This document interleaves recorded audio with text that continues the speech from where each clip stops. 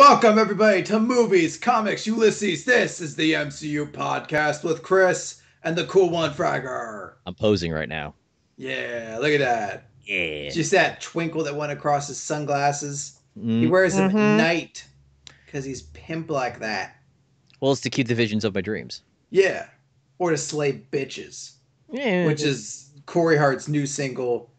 Didn't get as much traction as Sunglasses at Night, but still pretty popular song, I think, in my opinion. Pretty popular. Yeah. Yes, we have things to discuss this week, and for the first time since we started, a home release. I am the proud owner of a 3D Blu-ray of Captain America, the Winter Soldier. Chris is the proud owner of Hopes and Dreams. Of fucking nothing until the weekend. Yup. And I don't know, you saw that picture today. If anyone who follows me on Twitter saw my collection in order. Oh, I thought you meant that fucking frumpy ass albino Captain America with the floppy shield. I was like, what, that? I'm like, for $20? You want to cuddle with that, you know that. No, I wouldn't. Yeah, you would. Terrifying. You totally would. With this floppy ass shield. You totally would. No. Mm-hmm. Chris, you have no standards. I have some. No, I have a little bit of standards. No, you don't. I have some. I'm like Captain America. I stand for something better than that. Mm-hmm. Than what I'm looking at right here. But no, the other thing I am referring to, because I saw that when I was wandering around Target, and I'm like, oh, Chris would love this. And when I got home, I took, as I do with every single release of these movies, I do a shot of my collection of the MCU films, which is always fun to do, actually.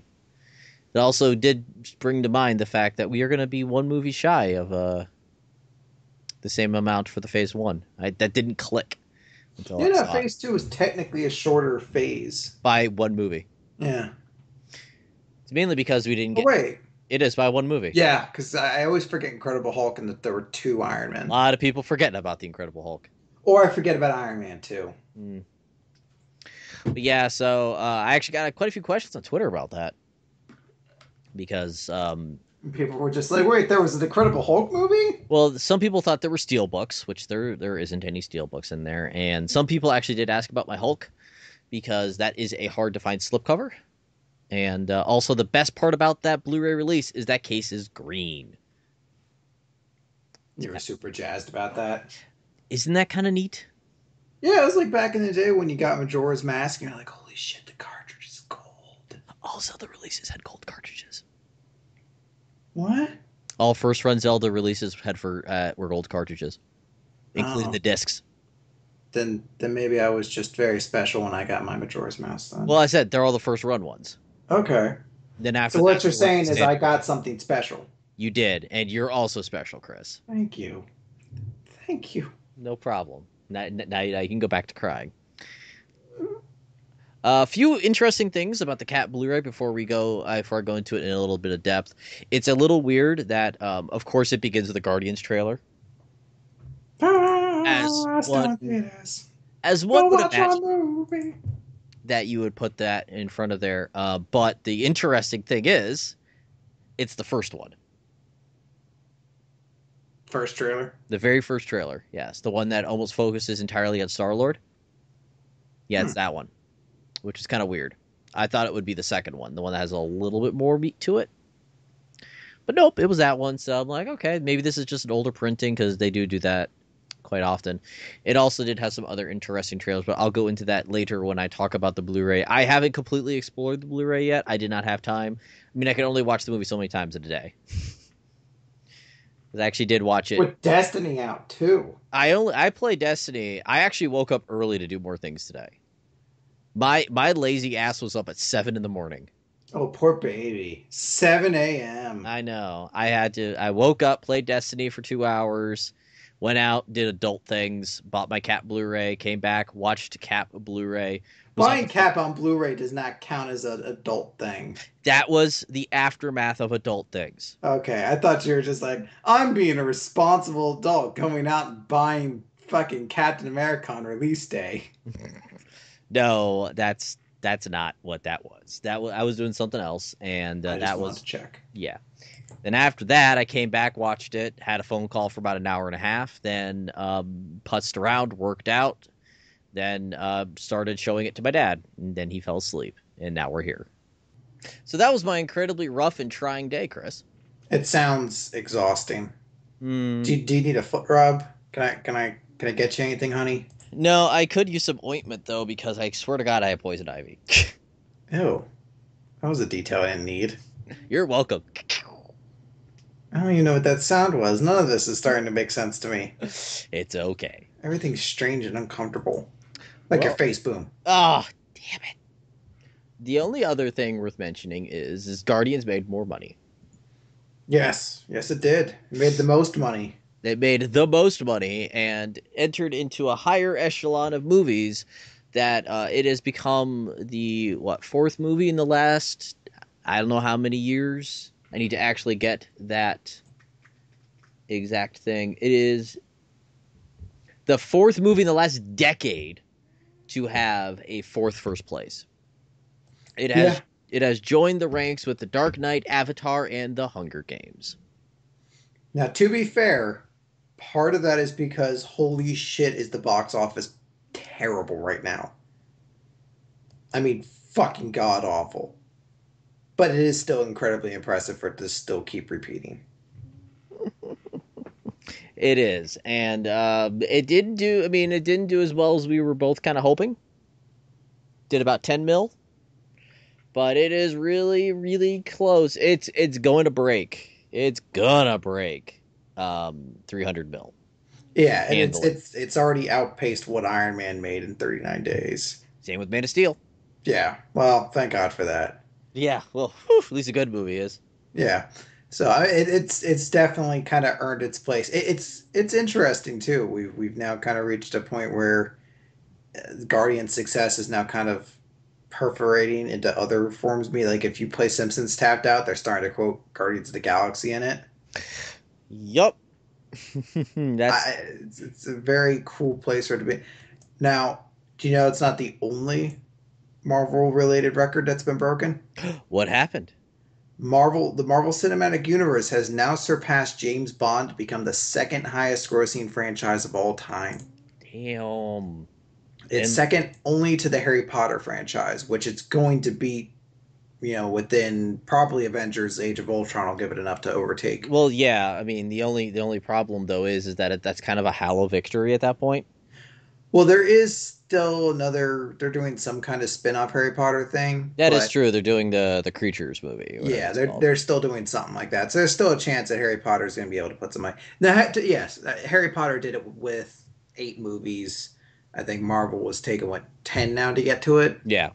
So it's not exactly, obviously you can say per pound Harry Potter made more money, but then you also look at, well, there was Incredible Hulk to contend with the first Thor, movies that didn't break the box office or anything and like that. The first Captain America as well. Yeah, so the fact it's making this much money is very, very encouraging. But I think what's more impressive to me is that it's beaten James Bond. Yeah. I mean, James Bond has had like 40 movies? 22. It feels like there's 40. Either way, 22 movies and it's now surpassed that. And Bond movies used to make a pretty fucking decent penny too. They do. Skyfall made quite a bit of money actually. Yeah, so I don't remember how much off the top of my head, but made a lot. Mm-hmm. I'm actually going to look that up because I actually want to know how much Skyfall made. Skyfall made 304 domestic and 800, or it made $1 billion and 100 million worldwide, which is not insignificant. That's a pretty fucking big number. That is a big number, and the international is the bigger one because that's also a lot of England in there. Mm-hmm. The movie is just as big, and don't also forget that Skyfall has the unfortunate thing of having a big gap between movies. There was a gigantic gap between Quantum and Skyfall.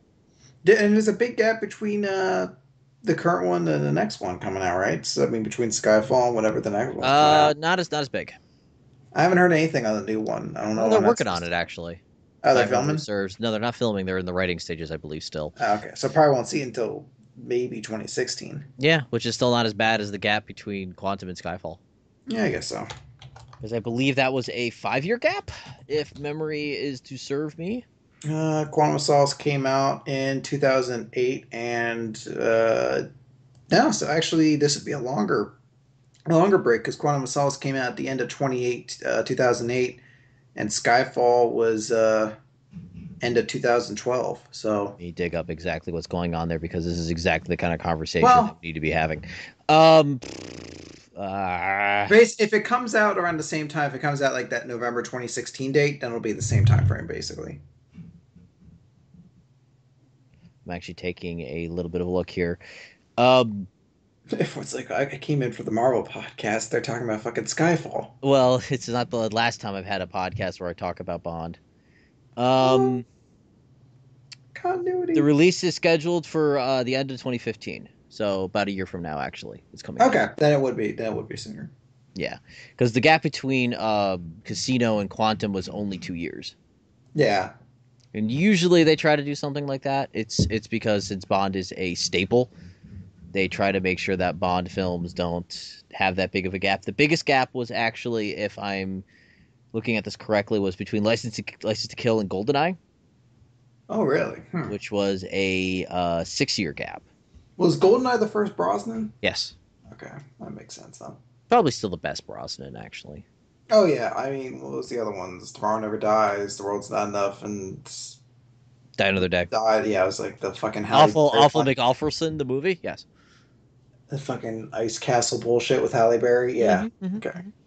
Yeah, Goldeneye was definitely the best of them. Just Yeah. excluding the video game from it because the video game's amazing, but it really ruins perception because you're like, I love Goldeneye. The movie's not as good as I like to remember it, mostly because I'm just transplanting the memories of the game onto the movie. But the final thing I'll say on Bond, because I mean, there's an entire fucking podcast that I made where we reviewed every single movie. um, uh, License to Kill is still my favorite. Okay, fair enough. License to Kill, love that movie, so good. Fair enough. So yeah, big news for Marvel. That is pretty fucking big news. Guardians is now sitting at 294. Because Monday it only did 700,000. Unfortunately, that's Aww. a big slowdown. That's a slowdown, but I mean, it's also been out over a year. Over a year. It feels like it. It's been out over a month now. The slowdown's going to happen. We're starting to. The thing though is that I can still see it repeating this weekend because I don't know what else will beat it. There's really nothing coming out on the box office that I can It's think also going to of. get a surge from Cap. It might get, yeah, it should get a surge there. No Good Deed and Dolphin Tale are the two movies coming out. Maybe Dolphin Tale 2. That Morgan Freeman money, man. You know what? You say it, but it's not impossible. God, but I can't fathom seeing that movie. It looks so terrible. Have fun with that, buddy. I'm not seeing it. I'll It's good. find something else to see. I'll watch anything else above fucking Dolphin Tale I'm 2. gonna go see Dolphin's Tale 2, Guardians of the Galaxy. Yeah, Dolphin's Tale 2. The one with the tree and the raccoon. Isn't that the same fucking movie? Same fucking thing. So that is kind of it for that stuff, and that's it for me talking about things that are big until we get into the Blu-ray stuff. All right. Well, on the topic of things that are making a shit ton of money, we do know that there's one thing Marvel's not going to be doing to make a shit ton of money anymore, and that is an Iron Man 4. Because Robert Downey Jr. is doing currently a sort of press touring for his new movie, The Judge. Mm-hmm. And during an interview with it, he confirms that there are no current plans for an Iron Man 4 at the moment. This was an interview with Variety.com where he basically said, hey, you know what? There's no current ongoing plans for the movie at the moment. Uh, you know, he likes that people were trying to make him like the casting director when they ask, "Oh, who else could play Tony Stark?" He's like, I'm not fucking the casting director. I don't get to." And Robert Duvall even comes in like, "Don't let them take it from you. You hold on to that cash cow as long as you can." Oh, Robert. But no, there's unfortunately no plans for an Iron Man 4 at the current moment. But Robert Downey Jr. has had a lot of talk and headlines in the past week or so because he has really been championing movies for his fellow Avengers co-stars who haven't gotten one yet. Mm-hmm. Yeah, he asked, who, if there was any character in the Marvel universe, would you really want to see get through a movie? And he named three people. It was Black Widow, Hulk, and Hawkeye. Uh, I thought it was kind of interesting. Black Widow and Hawkeye would get their own individual movies. I think that's a little bit of just I would love to see a Robert team Downey. up. Yeah, I'd rather see them team up. I think this is just Robert Downey Jr. being a bro, but he's also been, really promoting. He's like, I don't get why at this point we don't hear more about a Hulk movie right now because he's really championing that, and that's always something I'm totally behind. I'm hoping if Avengers 2 works out and Hulk is just a successful piece of that as he was in the first one, I really hope they're going to pull the trigger and do another Hulk movie because I feel like the movies have proven, or Avengers at least has proven, that Hulk can be a viable character, that it just comes down to execution. So I want to hope that they do a second chance with that. But Robert Downey Jr. is certainly putting his name out a lot for getting that done. Yeah, that's a good thing. Yeah, absolutely. I need to see more green Mark Ruffalo in my life. Absolutely. We got a little bit of news on the interview docket from Michael Douglas actually regarding Ant-Man. Small Mm-hmm. little piece of news. He was talking recently, and some people asked if we were going to be seeing Michael Douglas suit up at all as Ant-Man. To which he replied, "No, no, I'm not. He's not going to be." And he even jokes about it. He's like, "Paul Rudd has gotten so fucking ripped for the role. I'm definitely not going to be putting on the costume next to him." That's actually something that's really exciting to me, though, is that apparently Paul Rudd's become like every other Marvel actor, and that he's gotten super ripped, and it's becoming like an army that fucking Marvel creates of these just super A buff actors. of these just disgustingly buff actors from people you never would have expected. I'm not gay, but there's a little part of me. It's like, oh man, I wonder how hot Paul Rudd looks with his fucking shirt off. Because there's going to be one of those scenes. It's going to be a scene where he's like, oh man, someone left a half-eaten pretzel in this dumpster, but this is a nice shirt. I better take it off first before I eat this dumpster pretzel. And then coming soon, buff Doctor Strange. Yeah, it's going to be fucking Joaquin Phoenix, like, bench pressing fucking cars. I'm just going to be like, oh, Marvel, what can't you do? Hey, if they want to keep making buff guys, that's perfectly fine with that. Hey, I'm all for it. Absolutely.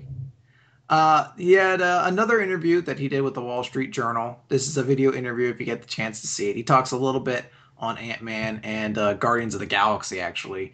It's kind of amusing because you could definitely tell that though he's put himself into this role, he still has no fucking clue what these Marvel movies are about. So like he's like, what's the thing that's out now? The Galactic the Guardians of the Galaxy. That one. What a lovely movie. But no, he discusses that he briefly mentions that Ant-Man he likes because it's going to be a movie that's going to be taken a different perspective. It's obviously, everything's going to be trying to view things from a perspective of the ant-sized world a lot. So that's kind of cool. But I also like that he mentions it's going to be a very character-driven piece. And Which that is good. sounds I that, like the character-driven stuff. that sounds like the best way to kind of handle those movies. But look, maybe Ant-Man isn't the most interesting character. Instead of just trying to say on, hey, look, he punches people and gets small. Let's take you into this character world and let's give you something different that maybe you haven't gotten in the other MCU movies. Scott Lang is going to be a different kind of hero than you've gotten in your Captain America or your Thor. These paragons of justice. You're going to see something a little bit different. We're gonna take this as a character piece, but still give you the cool visuals that make it unique as well. Mm-hmm. And I'm pretty pumped. Yeah. Well, I'm as pumped as someone who hasn't seen any of this movie.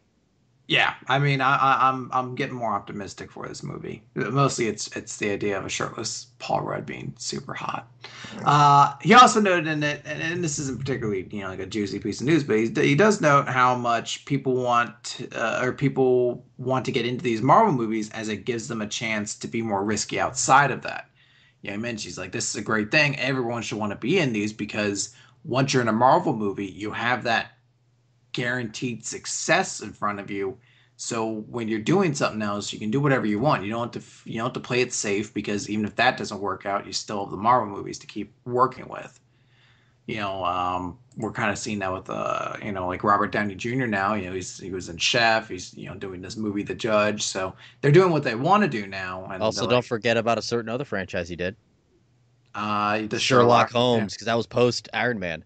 Yeah, and Chris Evans right now, he noted that the movie his directorial debut is coming out soon. I forget what it's called, like If She Was or something like that. But he noted, he's like, this movie never would have been made if I wasn't in The Winter Soldier, because no one would have financed it. But they, my name's attached to it now, so it gives them an opportunity. And we're seeing that now. A lot of people are starting to become more and more interested in the MCU movies, to the point now where a lot of people are putting their names out there for it. 3 people in the past week have made it evident that they would like to be in these Marvel movies. The one that was kind of a carryover from last week is Al Pacino, who is basically like sucking on the proverbial cock of Marvel to let him in one, because he's been quoted in like 3 different news pieces being like, I would love to do a Marvel movie. Oh, that was nice Clay. Marvel's got a great ass. Oh, he could do a Marvel movie. Maybe I could be the Black Panther. Nah, that seems a little out there. Al Pacino. Oh, you questioning Al Pacino? You know, I was in Jack and Jill. If I could do Don Pacino, I could do T'Challa. I still like the idea that was tossed out that imagined him as Mephisto. He could be interesting. My problem with Al Pacino in the Marvel Universe, I'm not going to try to take anything away from Al Pacino, but it's been a while since I've seen him in anything particularly good. Yeah. So I'm having trouble, like... He's just been making money. Yeah, I love Al Pacino. I just, are we going to be getting, classic fucking back in the day great Al Pacino, or are we getting fucking Dunkachino Al Pacino, I really want, like, crazy heat Al Pacino. Yeah, I mean, if we can get that, sure, I could see him for some of those roles. But as it is right now, I'd be I'd be perfectly fine though if they step back and like, hey, you know what, we're gonna give you that Robert Redford like character. We're gonna put you in one of the movies. We're gonna have this big name attached to it. You're not gonna be your hero or anyone who's probably gonna be in a film beyond this. We're gonna kill you in this movie. Yeah, you're going to die, or just not be in the next ones. But I could definitely see it. And look, Anthony Hopkins has kind of proven that you can get that name power and they can still stink up the place, but you won't care because the rest of the movie's still good. So I could be with it on that regard. Hopkins, I still think was okay as Odin. There was a couple of moments I'm still like, but yeah, it has its ups and downs. Denzel Washington has also come out expressing interest. He recently did an AMA on Twitter, I believe probably to promote the Equalizer, whatever his action movie is that's coming out. And Man on Fire 2, The Firing. Whatever it is. Well, apparently The Equalizer is already just such a fucking guaranteed success. They confirmed an Equalizer 2. I was like, wait till this one fucking comes out, guys. But no, they asked him if he has ever been approached to be a superhero, and he's like, nah, I'm probably getting too old. But they didn't make Black Panther yet, did they? I heard they've been talking about it. That's cool. And he noted, he's like, hey, I'd be interested in that. And I think it'd be kind of cool. Not necessarily Denzel Washington as Black Panther. I think like his dad. Cool. But yeah, a character within that universe, his mentor, his dad, whoever it is, I could absolutely see Denzel Washington in that. And I think that would be a really great fit. Yeah, I could see him doing stuff like that. I mean, I would love to see him in the mentor role, or once again, imagine him as a villain. Yeah, and he can still do action. There can still be stuff where he can, his character can get physical. Obviously, he's doing these fucking Equalizer movies. They're, putting in there that he can still be a badass as he's older. So you would still get the action in there, but you wouldn't take it away from someone who could be in these movies a lot longer. Now, who's the third one? The third one, this one's a little bit strange, but Elizabeth Banks actually. Oh. No. Elizabeth Banks actually was recently outed as apparently she was really interested in playing Gamora, to the point where she went to James Gunn, who she worked with on Slither, and she's like, I want to play fucking Gamora. And, James Gunn eventually decided to go with a different direction, cast Zoe Saldana. And she was very, very humble about it. She's like, oh, obviously I get it because Zoe Saldana was great. She joked about I would just want to do it as group if she was someone else. But it was an interesting article that brought up the notion of like, oh, who could she be in the Marvel universe? Of course, the first fucking person they ever suggest is Miss Marvel. There's an actress out there who wants to be in a Marvel movie. They immediately cast her as Miss Marvel. I don't know on that one. I mean, I could see it in a way. I just don't know if I could buy it as an action hero. No, I could definitely see her maybe as someone like Mantis, actually. I could kind of see that. Yeah.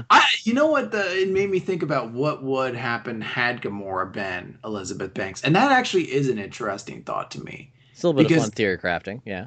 I thought it'd been. I mean, it would definitely be a different take on the character than what Zoe Saldana did. I almost wonder if they would have made Gamora more of a comedic character in that. Which I actually think would have been a detriment to her character. It would have. I mean, it would have been nice to have a female character who's as goofy as everyone else, but also would have taken a straight man out of the equation. Which it And did not need to have that happen. yeah, so I think it would have been interesting. I think it could have been cool, in the vacuum of, hey, she's just playing that. But I think it definitely was better that we got Zoe Saldana, because Zoe Saldana was still funny. It's just she didn't need to be like a Chris Pratt type character where she comes in with all the wackiness. But no, she was in there, and I believe there was another actress recently who came out saying she really wants a Miss Marvel movie. What's her name? She's in that movie with James McAvoy later this year, The Disappearance of Eleanor Rigby. Okay. Oh I'm God, blanking. Sorry. I can't remember her name. She's in a bunch of shit right now, and that's why she kind of got her name running on the headlines. Anyway, she came out and said recently she would really love to see Marvel do a Black Widow or a Miss Marvel movie, and she's super excited for it. And she's like, "I totally do it." It's a lot of people kind of out there trying to put their names out, like, "Hey, I definitely, I'd be all over this." So I think that's kind of cool. We're seeing a lot of people trying to jump in on this. Well, one of my favorite things that happened was the story about how James Spader got the Ultron job. It was actually pretty funny. Did you hear about that one? No, I didn't. I was in an interview after Comic-Con, and Spader was saying, like, oh, I was already having talks with Marvel because he was wanting to do something with them, and he was actually talking to Feige. And then apparently Joss was like, that's when they came up with the Ultron idea, and Joss was like, oh, who do you think should play Ultron? And he goes, oh, I've been talking with Spader. We should just have him do it. Damn, fuck. I love hearing that too. It was like, yeah, we were already having a discussion, so whatever. They were like, it sounds so fucking great. Yeah, awesome. Let's do it. Yeah, that's how it went down. And it's like, that's kind of awesome because he sounds fucking perfect. Mm-hmm. Like, from what I've heard of him before in the past and his actual, like, whenever I've heard him actually talk about Ultron, he's super psyched. He loved playing Ultron. So it's going to be pretty rad to see how that performance turns out. And I really can't wait till we start seeing footage. We should be getting a trailer maybe within the next, 2 months, month or two, month and a half to... Telling you, Agents of S.H.I.E.L.D., it's going to be at the premiere. Oh, that'd be crazy. Speaking of Agents of S.H.I.E.L.D., by the way, we got some Agents of S.H.I.E.L.D. news. My God, I'm so surprised. Yeah, no. What, 2 weeks before the opening? They're talking about it. There is a teaser out now for season 2. I think we may have mentioned this last week, but in case you are, you can still check it out. There is, I believe it's on their official YouTube. If not, definitely go check that out. But we did find out they released the synopsis for what episode 1 is going to be. And the synopsis, I find it amusing they released this because it's fucking worthless. The synopsis is Shadows. Coulson and his team are now wanted fugitives with limited resource, but that's not stopping them from keeping the world safe from powerful and unseen forces everywhere. How are they fugitives? Because the Shield is wanted. Remember, they don't. Basically, the government doesn't know who's Shield and who's Hydra. Essentially, I stand by my statement. They ended in a better place. They should be on the run, as it were. But whatever. Well, that's what I mean when they're like, we're now. But anyway, that's not a synopsis. That's what happened last season. You're just recapping what happened last season. But exactly, there is something interesting because they list who's going to be guest starring in that first episode. Oh my God! There's some very interesting names. Oh my God! So, the first thing that's interesting to me is that BJ Britt is guest starring as Agent Triplet. He's not considered part of the main cast. Okay. So, kind of thought that was a bit interesting. We haven't heard a lot about whether or not Triplet's going to be, part of the main cast anymore. We don't hear as much about him, so I'm curious about that. Crusher Krell, or Keel, basically the Absorbing Man, he is going to be in the first episode. His actor is... Carl Krell, I guess is his name. He's going to be in the first episode. I don't know if he's going to be the Absorbing Man yet at that point, or if something happens in the episode to create the Absorbing Man, but he's going to be in there. But the big name, the one that at least sparks the most interest, is that Haley Atwell is going to be playing Peggy Carter in this first episode. We're going to have Coulson looking at some old footage. Yeah, it definitely seems so. And probably, I presume this is a way to kind of drum up a little bit of interest into Agent Carter as we kind of slowly build towards that as well. But I thought it's very interesting. We're going to be getting a little bit of Peggy Carter in the season premiere. Very cool. Also, there was an interview that Collider.com recently did with the creators of Age of Shield. It's what Jed Whedon, I think, is his name, Yes. and I'm gonna fuck up this. Marissa Tancharion.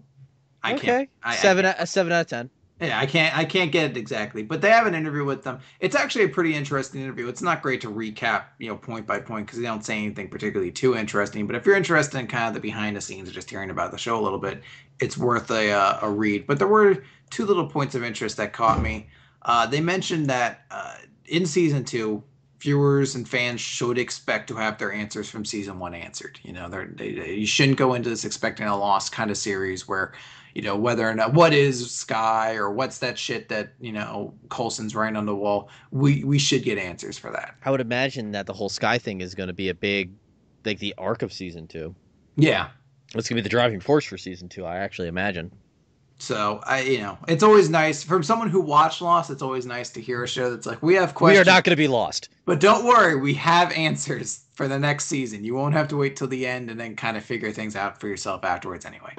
But there's that. And then they also note, they're like, hey, what's the big thing people always talk about when, they're discussing your show or, anything that happened afterwards that really, resonated in interest. And I believe it's Jed who immediately responds with, people are still fucking talking to us about whether or not fucking Ward killed that dog or not. Oh my God. That's awesome.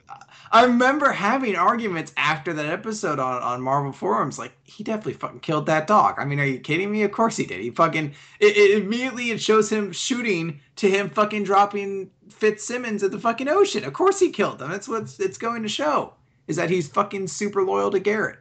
Mm-hmm. But I love that it happened, like, immediately after, like, they get asked that question. He's just like, oh, that fucking dog. They should have just shown it. Yeah, like, it's such a controversy. But yeah, no, we're getting very close to Agent of S.H.I.E.L.D. Season 2. I'm going to be picking up my copy of Agent of S.H.I.E.L.D.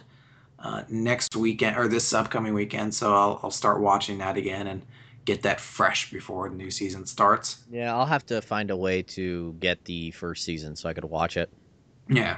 Because I'm completely just like, I am waiting until, like, the holidays when it goes on sale. As it is. TV shows always do. I don't care if it's Disney or Marvel or any of that nonsense. It's going to go on sale during the holidays because they want to sell it. It's unlike the movies, which are a guaranteed sell. Yeah. They're going to sell like gangbusters. The TV show won't. So they need to put it on sale more often. So I'll pick it up then. Now, some interesting stuff's come out about Captain America. Oh my God. We're still in the, Winter Soldier release, so everybody's kind of talking about it. It's been revealed what a cutscene from Winter Soldier was, particularly one involving Hawkeye. Mm-hmm. And this is technically on the commentary track for Winter Soldier, so if you don't want to hear about what this is, you want to experience it live, skip ahead probably like 10 minutes or so. But in case you are curious to hear about this, the original plan for Hawkeye was intended to be that Hawkeye was going to be hunting down Cap. Or at least it seems so. He was going to be chasing him around through DC, firing arrows at him. Eventually, Cap would get just close enough to him, and Hawkeye would reveal that he actually knows that Cap's not the bad guy. He's trying to warn him about a tracer on his suit, and that Cap would need to basically knock him out now because, a S.H.I.E.L.D. helicarrier is above them, so he needs to make it look like it's, he's just really won the fight. So it's cool. It didn't happen, obviously, because I guess it sounds like Renner's schedule was just too difficult to fit that in, so they just had to cut it, which is unfortunate because it sounds like a fucking awesome scene. Because it would have given us an Avenger v. Avenger fight that actually has a reason for being there. Kind of like the Hulk, Thor one was like a misunderstanding. They weren't just going to have two people fight for no reason. It was going to be like this kind of cool aspect of the movie and the themes that it's going for. I thought that would have been an awesome scene. And they have the follow-up to that as a deleted scene, too. Oh, really? In the deleted scene, there's a whole bunch of S.H.I.E.L.D. vehicles pulling into, like, a gym. And they find Cap's suit in a pile in the bleachers. Because of that reason. And that's why he doesn't have his suit. That is very cool. Yeah. And you can kind of... And they said that they cut that scene. They didn't mention the Hawkeye scene, but they mentioned they cut that scene because we didn't need it. Yeah. It is unnecessary, especially if you don't have the Hawkeye scene to kind of give it. I mean, you can actually have that scene without the Hawkeye scene. You can. It just loses a lot of its impact. Well, yeah, it's. I know what you mean, but by itself, it just shows that Cap's intelligent. Mm-hmm. That's what it does. But But so no, I mean, do you think that scene would have been cool? Would you have wanted it? I've seen the Hawkeye scene. Yeah. Probably, although it kind of feels just like the Thor thing, where it kind of feels like just a massive tease, because we're probably like talking that. about a 2-minute scene. Yeah, it probably wouldn't have been too long, and it would have been a little bit. I'm actually kind of glad I think they didn't have it because had it been the movie, it would have been in the trailers. There's no way Hawkeye would have fought Captain America, and they wouldn't have put at least a shot of it in the trailer somewhere, which would have kind of spoiled a bit more of what the movie was. And then it would have been a massive disappointment when he's only there for 2 minutes. Yeah, so I'm kind of glad that it's not in there, but it still sounds like it would have been a really cool scene. And it's a bit unfortunate we don't get to see it just in terms of, having a scene that would have been as cool as that, but still, it is what it is. It is what it is. A lot of talk, though, going around about Captain America 3. Mm-hmm. A lot of people are kind of drumming up this interest, starting with Chris Evans himself. He was actually doing an interview with MTV.com, of all places, and they're just trying to coax him into saying something, because there's a lot of theory going around about what this new Cap movie is going to be about. And he's well trained. There's something about Chris Evans. He must know someone within the Marvel sniping unit because he's so careful about what he's saying. And they asked him, like, can you give us anything? And he stops there because they specifically asked, like, we heard that your new Cat movie is going to be about you leading a team of heroes. And he, like, stops and he thinks and he's like, his response is, you're all going to be very happy about this movie. What you're hoping to get is what you're probably going to get. Oh, that is a great answer. He nails it so well in that response. That's like a mic drop and just walks away. I know. It's so great of teasing without saying anything. Mm-hmm. And in a follow-up to that, the Russos were interviewed. I got this article from Crave Online, and they note, there's so much interest right now. Everyone wants to talk about Captain America 3, and the Russos are like, yes, we agree. It's fucking, what we have is going to be so awesome, and we want to tell you guys about it. We can't yet, but they do note that they are planning to announce a title for the movie soon. Ooh, that's cool. And that the title for the movie has been in place for a long time. I guess what they're going for in this movie is something that they've been working on for a while. So this is not, this is something that Feige has had on the docket for a while. They're really interested in doing it. I'm super excited. I really want to find out what it's going to be. They also have, and it's just a good interview anyway, so I would definitely suggest going to check it out. But they also note in there, and this is just something I found interesting because I really like Chris Evans, and I really like kind of action set pieces in movies. They talk about how Chris Evans has an incredible awareness for the camera and how vital it was during the action set pieces in Winter Soldier because he always understood angles and geometry so well that he was able to kind of make the shots look the best they were, during all these chaotic scenes just from the way he moved his body. And they have kind of a cool anecdote about comparing him to Jason Bateman on Arrested Development and how, sharp they are when it comes to having that camera presence of not breaking the moment and getting the best shot possible. Mm-hmm. So very cool little bit there. Is that about it? Oh, no, there it is. So, finally, one big, huge piece of news, technically, depends on your definition of news. We had I don't want to say a leak, but we now know what a certain character is going to look like. Ooh. So, for those of you who have not heard yet, there is a poster or banner of some kind. I don't know where it was at. There is some kid who's posted in front of it, and that poster features an image of the Vision. Not, in the background. This isn't like the Marvel poster where he's all the way in the back. You just kind of see a silhouette. You can see him pretty clear, view.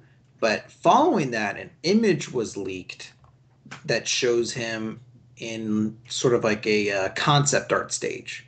Have you seen that one? I haven't seen either of these, actually. Oh, do you want me to link it? Sure, give me. Okay. Give me. There you go. Okay. That's the concept art one. This is what the Vision's apparently going to look like in this movie. Nice. Looks like the Vision.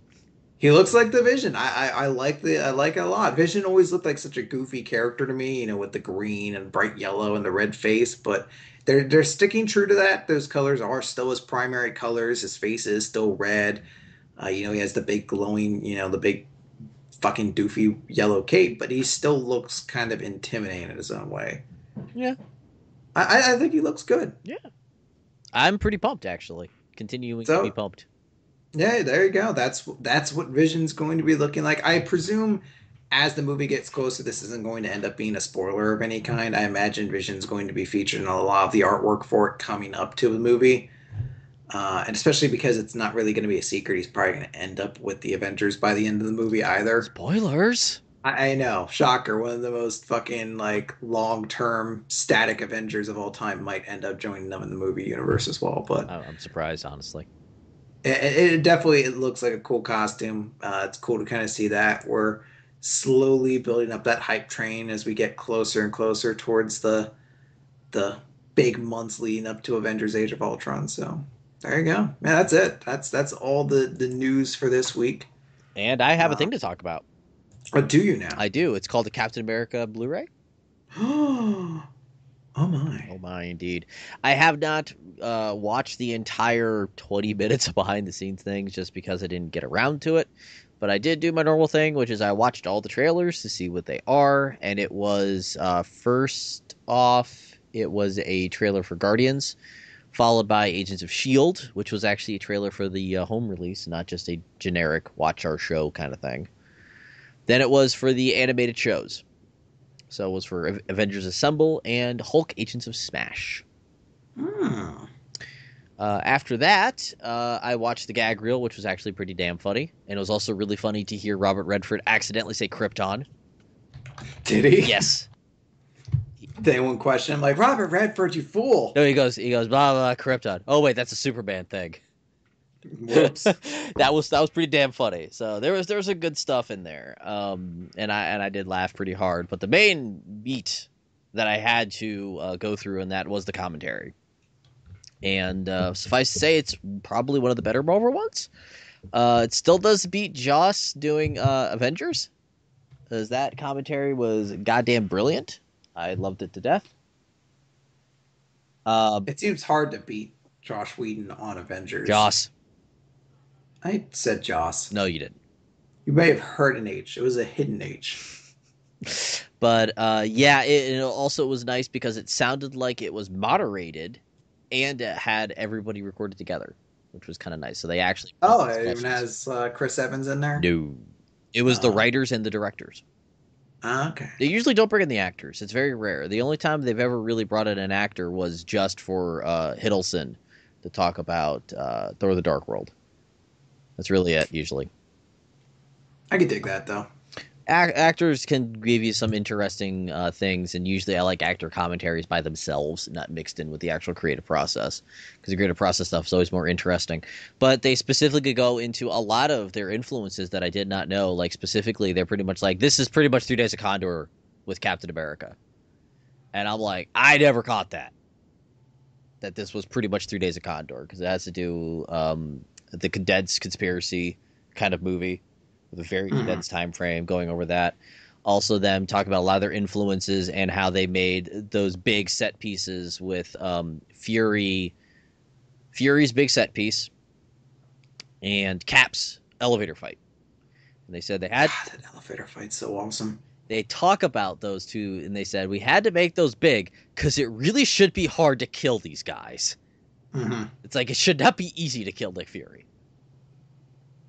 And they also talk about the MacGuffin that he has that cuts the hole in the floor. And they're like, we hated that we had to do that, but we wrote ourselves into a corner. Yeah. And it also wasn't their idea to have the Winter Soldier take him out. Oh, really? I believe that was one of the writers, or Feige came up with that idea. Because they're like, we need to have the Winter Soldier in earlier.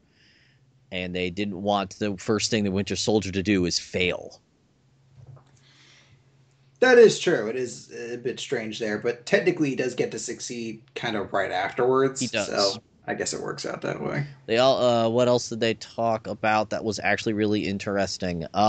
They also talked about how with their reshoots And what the reason, because remember, Winter Soldier had reshoots. Mm-hmm. Those reshoots was because that was when they were able to read the Age of Ultron script. So they went back and shot some new things that either lead into or are going to reference things that are going to be happening in that. Interesting. It wasn't just because they specifically say about the reshoots, we didn't really need to do anything because the movie came out pretty great. But after we read the script for Age of Ultron, we went back and shot some more things. And they said all the reshoots were specifically everything after Cap in the hospital. Was all reshoots. So like Widow in front of the subcommittee was a reshoot. Oh, so a lot of what may be playing into the end might actually be stuff tying directly into Ultron. Mm-hmm. I also had no idea about this, but the post-credit scene with all the Hydra stuff, they had nothing to do with it. Oh yeah, I wouldn't. Well, they didn't even see it until it was done. Yeah, I wouldn't have expected that. I kind of am at the point now where, outside of like James Gunn directing the Howard the Duck thing, I kind of don't expect any after credit scenes to be directed by like the actual directors. Well, because James Gunn directed the one after Thor: The Dark World, because that's kind of what seems happens is that the director films their post credit scene. That's going to lead into their movie, because I know that means Joss did that one there. But I had no idea that they hadn't even seen a script at all until it was shot and put together. And they're like, oh, this is cool. I'm also trying to go through all the other 2 hours of this. I really should have taken notes, but I was too busy enjoying it. They talk about how that Chris Evans, he had an insane amount of training for this movie. About how he even took gymnastics training. Oh, really? To be able to move, yeah. Things like that. I'm trying to think of anything else.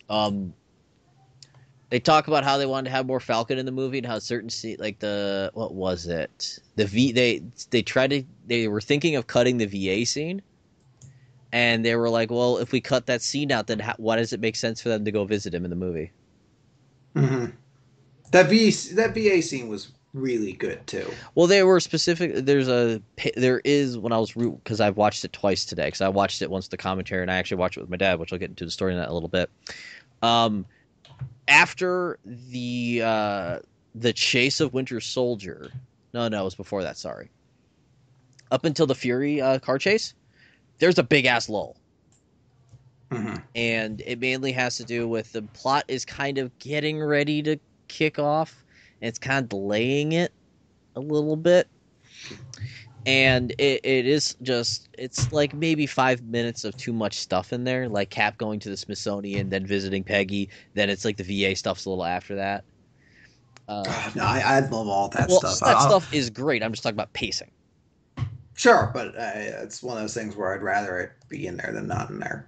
And they also talked about they almost cut that intro with him jogging, but they said we needed to have some levity before it got dark and serious. Mm-hmm. And one of my favorite things that they actually said in the movie, they apologized for taking a lot of the color out of the film, because it's fairly monochromatic for most of the film. And they said we took a lot of the red out because the moment that he puts on the World War II suit, we want that red to pop. We wanted it to be like, now there's red. Yeah. And I'm like, I didn't really notice that until they mentioned it. But yeah, the movie's very draining. Like if you look at his shield, it's very just metal until that scene. Because it is kind of a cool thing though. That like the moment he puts on that cap suit is fucking glorious. Yes. Trying to think of anything else that they mentioned which was interesting. That they had a lot of autonomy making the movie, coming up with some crazy things that they did. They also talked about how much fun it was to have Brubaker in that scene with the Winter Soldier. Mm-hmm. They talked about how that was pretty rad, and they also talked very specifically about very specific influences I did not catch, like the scene where he's getting his memory wipe. They specifically say that is a straight up like theft or homage, as you may want to call it, to Han Solo being tortured in Empire. Really? And they said that's exactly what that is, because if you think about it, you see it start and then the characters walk away so that you just hear it happening. And they said that is just straight up Empire. And they also talk about how this movie is like Empire Strikes Back was a big influence on this movie. You know? Yeah, I could definitely see that. Yep. And anybody who likes commentaries, this is a really good listen because they also, I don't want to go too much into this part. They talk about how difficult it was to make, like, how to make Cap heroic without it being forced. Mm-hmm. Was a very interesting topic of discussion. And of course, the relationship between him and Natasha was a really good discussion that they have throughout the movie. It's a very serious commentary all the way through. Well, there's joking in there. But yeah, I'm definitely got to check that out. Yeah, it's really good. I love the shit out of it. Other than that, that's really it. I mean, there's not that much on the disc. Apparently, my Target edition, as I'm holding here in my hands, why is there a receipt in there? Came with bonus content if I redeemed it online, but I did not get my bonus content, so I can't say heads or tails what it is about. Now, from a presentation standpoint, cover looks nice. It's a little thin for my tastes. It's got the traditional Disney Blu-ray snap on the side, which is kind of annoying. The wall bar covers are kind of lame, and I really didn't like them.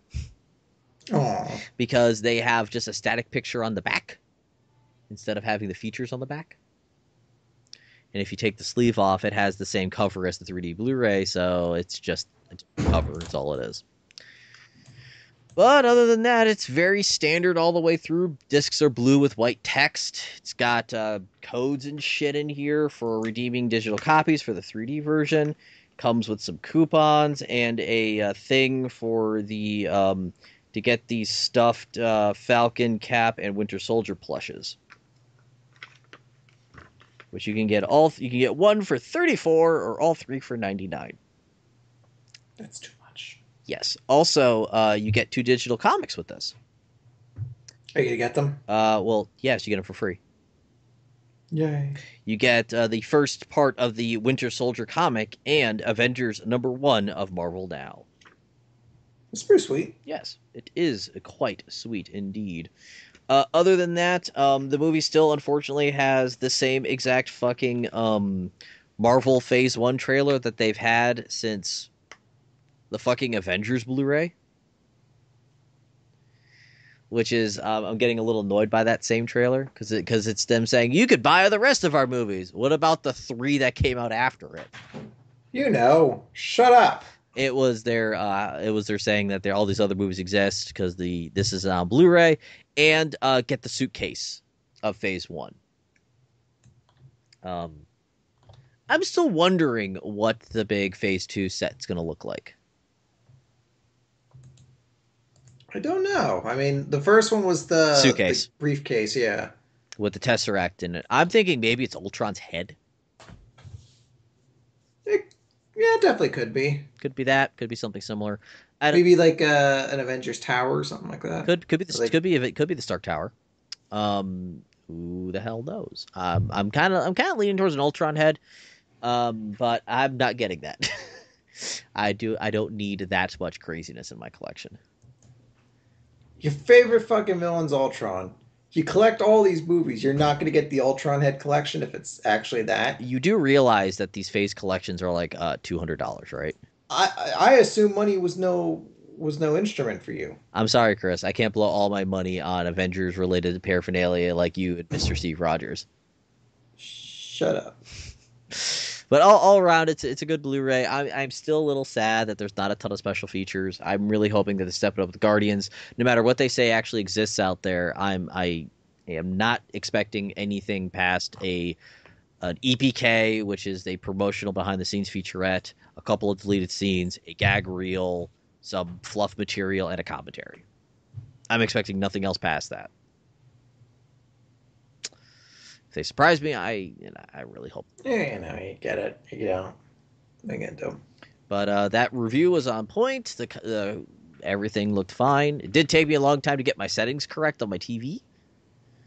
But that's my fault because video games and movies have very different color balancing. Mm. But there you go. That's really it for that Blu-ray. All right. Bam. Bam. I'll try to talk a little bit next week or the week after if it takes longer regarding Age to Shield. But yeah, there you go. Okay. Well, I think that's gonna do it for us this week, Chris. All right. I feel like we rocked it out of the house. Next week we're gonna be talking about Rocket number 3 because Mm-hmm. Chris has read it. I have not read it. I was very very busy this past week doing things and Stuff. reading Transformers comics. By the way, Stuff and things. holy shit, is Last Stand of the Wreckers a fucking violent comic? My God. What is it? It's called Last Stand of the Wreckers. I have no idea what it is. Transformers. Oh, okay. Nerd stuff. Gotcha. Mm-hmm. If it would have been people, that would have been one of the most violent comics I've ever read in my entire life. I think it was fucking. With the robots. But that thing was fucking horrifying. But other than that, that's gonna do it for us this week. Oh, we also may talk about Death of Wolverine number 1 or 2. Oh, really? I think 2's probably out by now as well. It's only coming out this month. Who the hell knows? So we're gonna bounce. I'm probably gonna go play some Destiny. Go for it. I'm gonna go for it. You can't stop me. Goodbye. Bye. Bye. Bye. Bye. Bye. Bye. Bye. Bye.